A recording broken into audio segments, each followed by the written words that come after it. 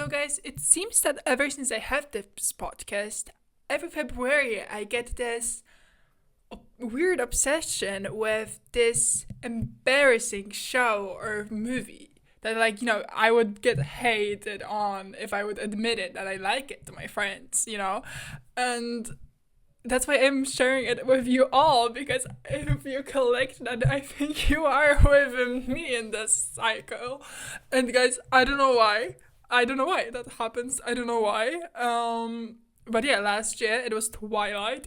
Was totally couldn't get over myself, but I did eventually, and I was so happy it's over because I couldn't do anything, and that's embarrassing. And you can go and check these episodes; they're like crazy. I recorded them and edited like in a speed light. So finding her edge, guys, that's really not as bad as I thought it's gonna be. I was really in shock when I saw this.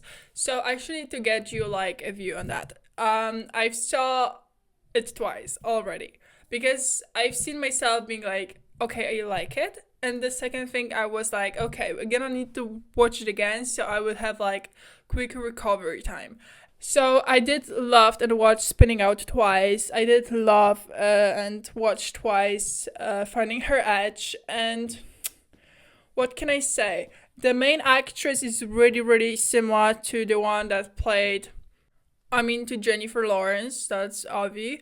Then they both like two leading male roles. I was like, okay. I personally think they're like okay. It's not like because you see, I didn't get the hype on like in the summer I turned pretty on Conrad on Jeremiah because I didn't find him really attractive, but in here I'm like okay. That's not bad. I could actually see someone like falling for them. That's like totally okay. Guys, I'm so embarrassed actually to speak about it. Oh my god, I didn't think I would get so embarrassed of myself. I was really, really struggling to pick a side in this love triangle.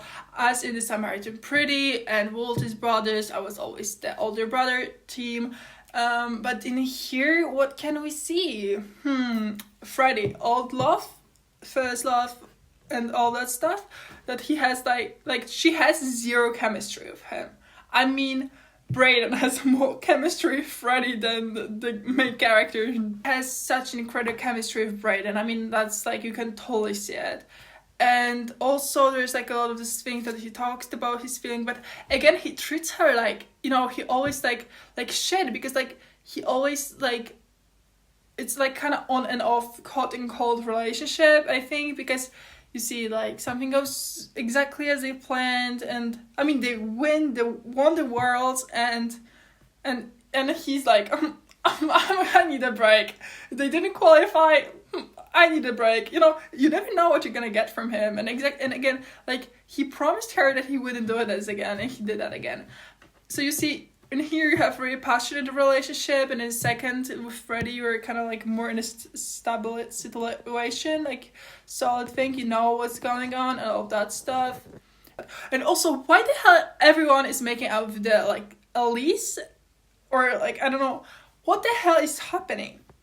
So at first I was really okay with the fact that like she ended up with the like Freddie situation, but now I'm kind of seeing that it would be much better if she would end up with Brayden, but in the same time, it's always what they do. It's kind of like really typical ending of this show, they always end up with the bad boy that end up changing for them, So it was kind of really nice to see kind of different ending. Okay, guys, but I'm really, really excited for the second season. I really want to see them both, like the girl and Brayden together, ending up together, because I think that is, better for the viewer, more exciting, because the Freddie ending was really boring. I did love the club scene, but not the making out part. No. The way like he leads her into the crowded room. I was obsessed. I would rarely be mad at him. The season ended and he had just been like going out with his girlfriend, and all of a sudden she is training with Brayden. I was so disappointed because I was like, what the hell are you even doing there? Oh my fucking god. I needed a break because I watched so many movies and I was really, really exhausted with that. because you see, I wanted to do this challenge, one movie per day, and I decided to do it for a month. And I think I overused this love, and now I'm kind of exhausted. I need a break. And I think that like Finding Her Edge, this kind of like a cringe movie vibe, this is exactly what I was going for, because I knew that it would like kind of clear my mind and prepare me to watching more movies. You know, kind of, you need to have a balance in your life. And I think that when you watch a great movie, that for example, I watched Killer from David Fincher, I loved it. And you need something like Finding Her Edge to like balance it out.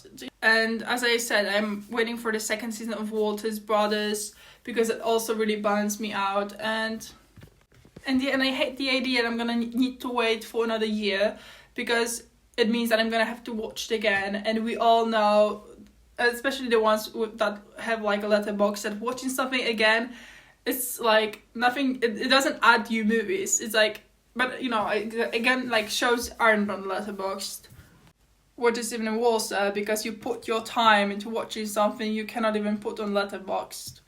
Oh, exhausting. So, guys, I think that's all I wanted to say about Finding Her Edge. That was pretty okay. And yeah, and I... Like, obviously, I think the Camille and the Will is gonna end up together. Like, that's obvious. I think it was exactly how I expected it to be. And I'm totally cool with that. And yeah, and that's all I want to say. So good night.